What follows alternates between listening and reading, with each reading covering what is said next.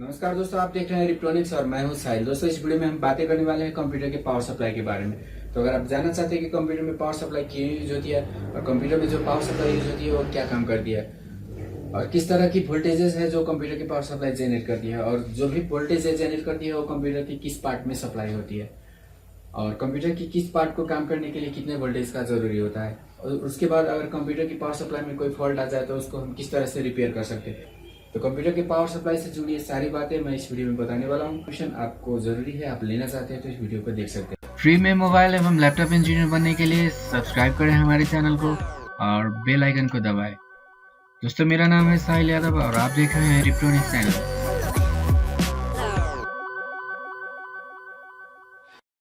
दोस्तों, चलिए शुरू करते हैं वीडियो। सबसे पहले जानते हैं कंप्यूटर क्या है। तो दोस्तों, आप सभी ने कभी ना कभी कंप्यूटर यूज किया होगा।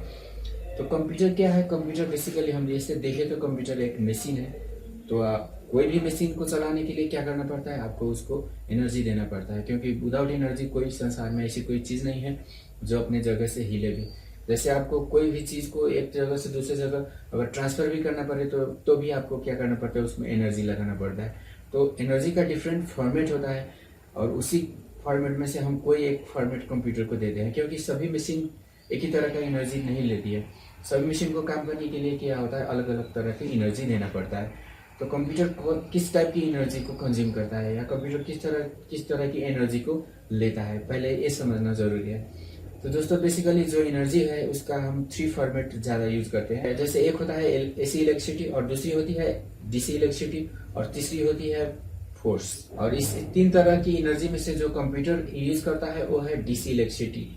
लेकिन हमारे घर में जो इलेक्ट्रिसिटी होती है वो तो एसी होती है। तो उस एसी वोल्टेज को डीसी में कन्वर्ट करने के लिए कंप्यूटर के अंदर एक पावर सप्लाई रखी गई होती है। तो पावर सप्लाई का मेन जो फंक्शन होता है, सबसे मेन इंपॉर्टेंट फंक्शन है एसी वोल्टेज को डीसी में कन्वर्ट करना। लेकिन सिर्फ एसी को डीसी में कन्वर्ट कर देने से कंप्यूटर का काम पूरा नहीं हो जाता, क्योंकि कंप्यूटर के अंदर बहुत सारे पार्ट्स लगे होते हैं जिसका पावर डिफरेंट होता है। जैसे आप मान लीजिए कंप्यूटर के अंदर फैन है, डीवीडी है, हार्ड डिस्क है, मदरबोर्ड है, आप कीबोर्ड जोड़ते हैं, माउस जोड़ते हैं।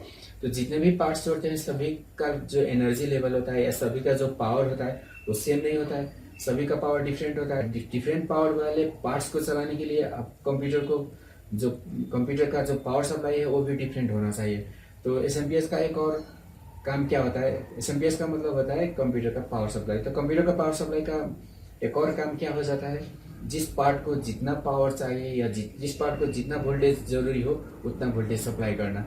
लेकिन इसके बाद और एक इसका काम क्या हो जाता है? जैसे आप पावर सप्लाई कब काम करेगा? जब आप कंप्यूटर का जो सीपीयू का जो पावर बटन होता है या जो ऑन बटन होता है उसको आप प्रेस करेंगे। लेकिन स्विच में वोल्टेज कहाँ से आता है? आप पावर ऑन करने से पहले उस स्विच में वोल्टेज आना भी जरूरी है। तो एसएमपीएस का स्ट्रक्चर कुछ इस तरह से होता है कि जब आप एसी को ऑन करते हैं तो एसी ऑन करने के साथ ही एसएमपीएस का कुछ पार्ट है जो फंक्शन करना शुरू कर देती है और उस पार्ट से जो वोल्टेज निकलता है वो चले जाता है सीपीयू के पावर स्विच में। उसके बाद क्या होता है? जब हम पावर स्विच को ऑन करते हैं उसके बाद एसएमपीएस फुल्ली स्टार्ट हो जाता है और एसएमपीएस से जितने भी वोल्टेज होते हैं वो सभी निकल के कंप्यूटर में चला जाता है और कंप्यूटर की टोटली पार्ट क्या होता है? उस वोल्टेज को लेके और फिर फंक्शन स्टार्ट कर देती है। तो दोस्तों, इस तरह से कंप्यूटर का जो एसएमपीएस है उसका बहुत सारे स्टेजेस होती है जो कंप्यूटर की बहुत सारे फंक्शंस के दौरान डिफरेंट फंक्शन करती है। जैसे स्टार्टिंग में कुछ फंक्शन करती है और फिर वो कंप्यूटर जब वर्क कर रही होती है तो एसएमपीएस का कुछ और फंक्शन होता है और जब हम शट डाउन करते हैं, जैसे कंप्यूटर को ऑफ करते हैं, तो उस टाइम में एसएमपीएस कुछ और ही फंक्शन करते हैं। तो इस सारी फंक्शन की जो डिटेल इन्फॉर्मेशन है इस सभी मैं इस वीडियो में देने वाला हूँ। अगर आप सोचते हैं कि ये वीडियो आपके लिए यूजफुल हो सकती है, ये सारी इन्फॉर्मेशन अगर आप लेना चाहते हैं तो वीडियो को देख सकते हैं। तो आप देख सकते हैं कंप्यूटर की कुछ पावर सप्लाई मैंने यहाँ पे रखा हुआ है। तो मैं आपको इस पावर सप्लाई की डिटेल फंक्शन मैं आपको इस वीडियो में बताने वाला हूँ। इसका इनपुट क्या है? तो इस पावर सप्लाई का किसी भी पावर सप्लाई का 2 साइड होता है। एक होता है इनपुट साइड और दूसरा होता है आउटपुट साइड। तो ये जो है इस साइड को इनपुट साइड बोला जाता है। क्योंकि इस साइड में हम इसको एसी वोल्टेज देते हैं। जब इस एसी देने के बाद ये पावर सप्लाई क्या करती है, उसको डीसी में कन्वर्ट करके, और इस साइड में जो जितने भी आप कनेक्टर देख रहे हैं ये सभी के थ्रू क्या कर देती है, डीसी वोल्टेज बना के आउट कर देती है, जो कंप्यूटर के डिफरेंट पार्ट में सप्लाई होता है। जैसे यहाँ पे लिखा हुआ है एसी इनपुट और डीसी आउटपुट, तो इसका मतलब क्या होगा, एसी लेकर डीसी देने का काम करती है। तो एसी का इसका रेंज कितना है, 115 से लेकर 230 वोल्ट तक ले सकती है।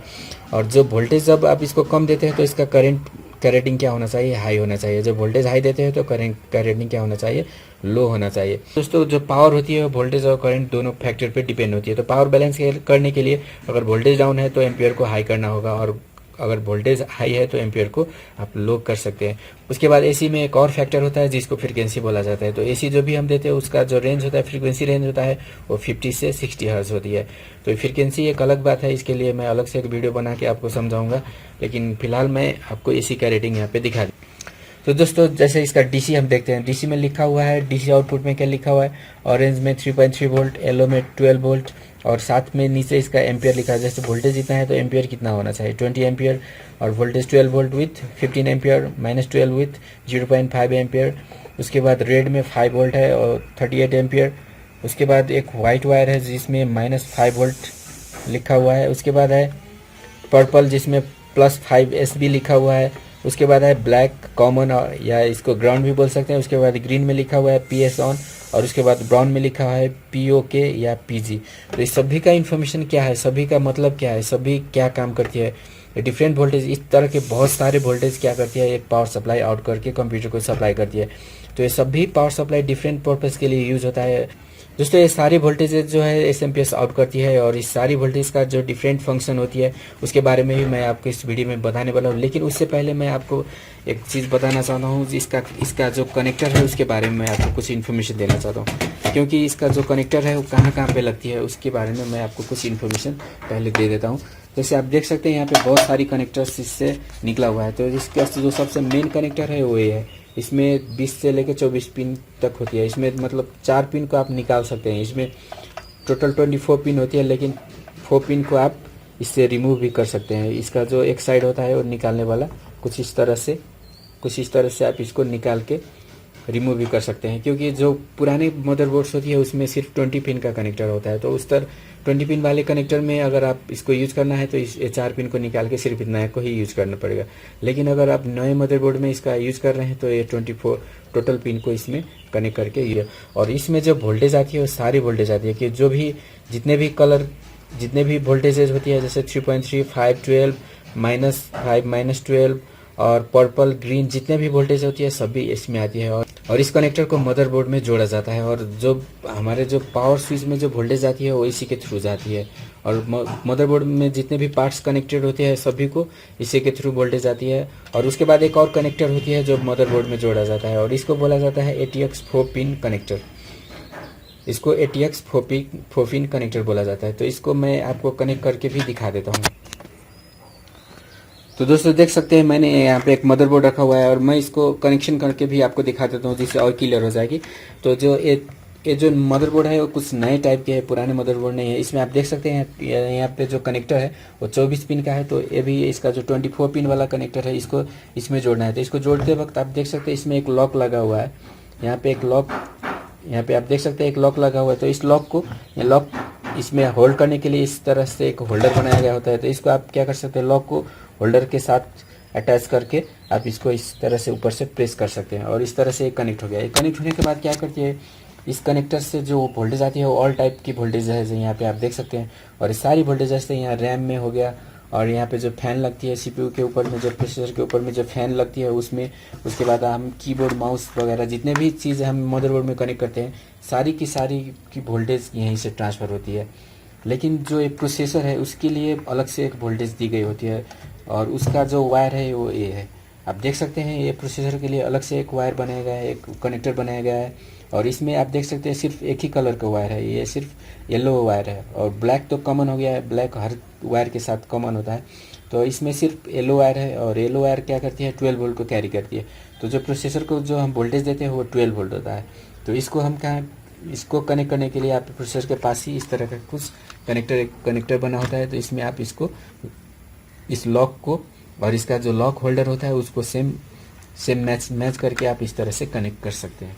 तो दोस्तों कोई भी कंप्यूटर की जो मदरबोर्ड में कनेक्शन जो SMPS से जो कनेक्शन होती है सिर्फ यही 2 कनेक्शन होती है, और इसको बोला जाता है ATX 4 पिन कनेक्टर, और ये हो गया ATX 2024 पिन कनेक्टर। उसके बाद जितने भी कनेक्टर्स और भी बहुत सारे कनेक्टर्स है जो SMPS से निकली होती है, आप देख सकते हैं यहाँ पे बहुत सारी कनेक्टर्स यहाँ से SMPS से निकली हुई है। तो ये सारी कनेक्टर्स कहाँ पे लगती है? ये सारी कनेक्टर्स का कनेक्शन होता है DVD और हार्ड डिस्क के।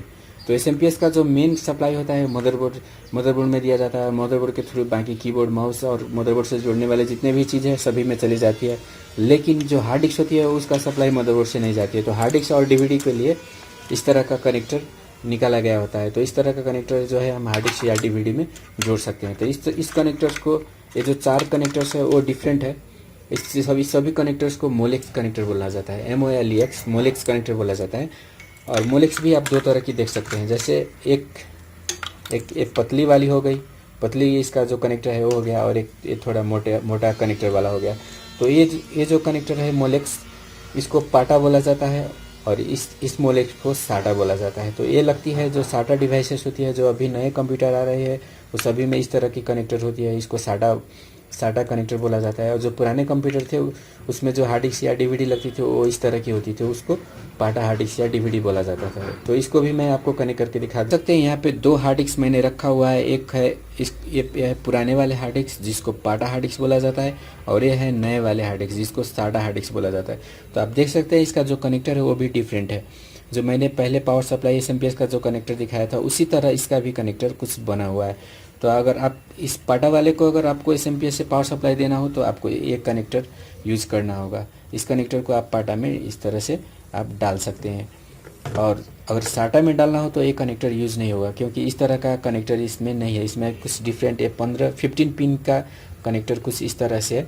तो इस तरह की कनेक्टर के लिए आपको ये वायर वाले एक कनेक्टर, इस तरह की कनेक्टर इसमें कनेक्ट करने के लिए आपको इस तरह की कुछ कनेक्टर यूज़ करना होगा, जिसको साटा कनेक्टर बोला जाता है, और हार्ड डिस्क को भी साटा बोला जाता है। तो इसको जोड़ने के लिए आप देख सकते हैं यहाँ पे कुछ कट सा बना हुआ है, और एक कट को इसमें मैच करके इसमें जोड़ देना है। इस तरह से कुछ इस तरह से आप कनेक्ट कर सकते हैं।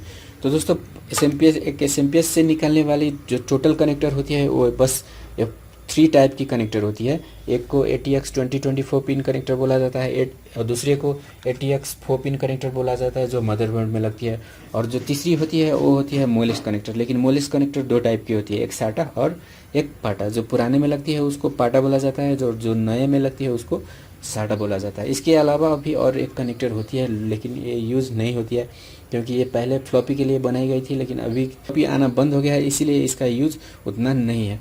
तो इसको बर्ड कनेक्टर बोला जाता है। अगर आपको नाम पता करना हो तो इसका नाम है बर्ड कनेक्टर। और दोस्तों SMPS का सारी कनेक्शन बस यही इतना ही है। आपको अगर SMPS कनेक्ट करना हो तो इस तरह से आप कॉन्फ़िगर कर सकते हैं। एक डिवाइस के लिए SMPS का जो टोटल 4 टाइप्स की कनेक्टर होता है उसमें से 2 कनेक्टर मदरबोर्ड में लगती है, और एक कनेक्टर क्या लगती है हार्ड डिस्क या DVD। हार्ड डिस्क और DVD का कनेक्शन सेम होता है। अगर साटा वाले हैं तो आप साटा कनेक्टर यूज़ कर सकते हैं, और पाटा वाले हैं तो पाटा यूज़ कर सकते हैं। और ये जो 4th कनेक्टर होता है वो यूजलेस होता है, इसको आप यूज़ नहीं करते हैं क्योंकि इसका जो डिवाइस है वो अभी कंप्यूटर में फ़िलहाल यूज़ होना बंद हो गया है। दोस्तों ये था SMPS का टोटल कनेक्शन मेथड। लेकिन अभी हमें जानना है कि SMPS का जो वोल्टेज है वो किस वायर में कितना वोल्टेज आ रही है, और वो वोल्टेज का जो फंक्शन है वो किस तरह से है। जैसे इसमें अब बहुत सारे वोल्टेज हमने यहाँ SMPS के ऊपर में लिखा हुआ देखा था।